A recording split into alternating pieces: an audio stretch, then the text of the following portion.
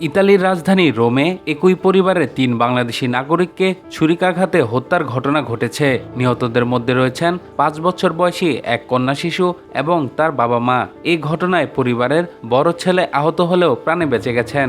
দেশটির রাষ্ট্রীয় সংবাদ সংস্থা এবং স্থানীয় সংবাদ মাধ্যমগুলো বলা হয়েছে, শুক্রবার রাতে রোমের পশ্চিমাঞ্চলের পিনেতা সাজেতি সংলগ্ন ভিয়া মন্তেলিও সড়কের একটি আবাসিক ফ্ল্যাটে এই হত্যাকাণ্ডের ঘটনা ঘটে।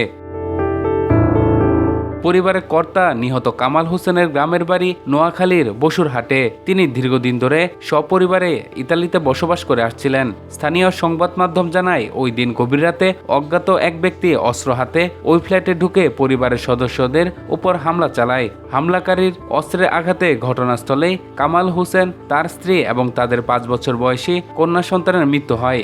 এই সময় পরিবারের ১৮ বছর বয়সী বড় ছেলে হামলাকারীকে বাধা দেওয়ার চেষ্টা করলে তাকেও ছুরিকাঘাত করা হয়। আহত অবস্থায় তিনি ফ্ল্যাট থেকে বের হওয়ার চেষ্টা করলে প্রতিবেশীরা পুলিশের খবর দেয়। এরপর পুলিশ, অ্যাম্বুলেন্স এবং বিশেষ বাহিনীর সদস্যরা ঘটনাস্থলে পৌঁছান। পুলিশ ঘটনাস্থল থেকে ৩ জনের লাশ উদ্ধার করে এবং রক্তাক্ত অবস্থায় বড় ছেলেকে উদ্ধার করে স্থানীয় হাসপাতালে ভর্তি করে। চিকিৎসকদের বরাত দিয়ে ইতালির সংবাদ মাধ্যমগুলো জানিয়েছে, তিনি বর্তমানে আশঙ্কামুক্ত এবং তার অবস্থা স্থিতিশীল। ইতালীয় পুলিশের বিশেষ তদন্ত ইউনিট এবং ফরেনসিক বিশেষজ্ঞরা ঘটনাস্থল থেকে বিভিন্ন আলামত সংগ্রহ করেছেন। হত্যাকাণ্ডের প্রকৃত কারণ এখনও উদ্ঘাটন করা সম্ভব হয়নি।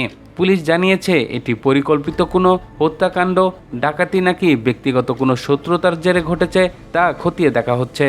আশেপাশের এলাকায় সিসিটিভি ফুটেজ সংগ্রহ করে ঘাতককে শনাক্ত করার চেষ্টা চলছে। স্থানীয় বাংলাদেশিরা এই ঘটনায় নিন্দা জানিয়ে ঘাতককে আইনের আওতায় এনে শাস্তির দাবি জানিয়েছেন। রোম পুলিশের এক কর্মকর্তা সংবাদ মাধ্যমকে বলেন, এটি মর্মান্তিক, লোমহর্ষক অপরাধ। অপরাধীকে গ্রেপ্তারে আমরা সর্বোচ্চ গুরুত্ব দিয়ে তদন্ত চালাচ্ছি।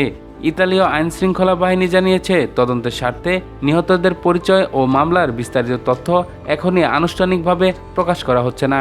অগ্রগতির বিষয়ে পরে সংবাদ সম্মেলন করে জানানো হবে।